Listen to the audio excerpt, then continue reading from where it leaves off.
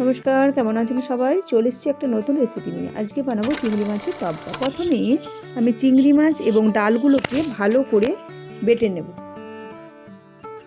বাটা হয়ে গেলে একটা পাত্রের মধ্যে বেটে রাখা ডালটা, নুন, হলুদ এবং সরষের তেল দিয়ে ডালটাকে ভালো করে ডেবে নেব।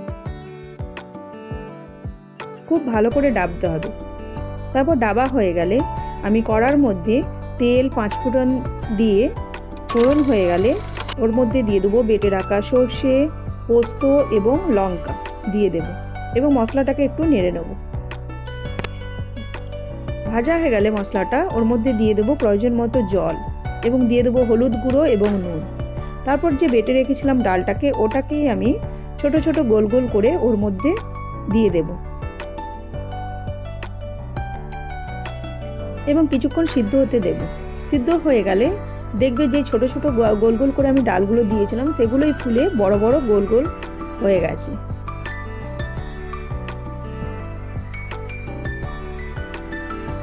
সবশেষে দিয়ে দেবো সরষের তেল। আমার তো তৈরি চিংড়ি মাছের টকটা। আপনাদের কেমন লাগলো অবশ্যই কিন্তু কমেন্ট করে জানাবেন। আপনারা ট্রাই করে দেখতে পারেন, অবশ্যই আশা করি ভালো লাগবে আপনাদের।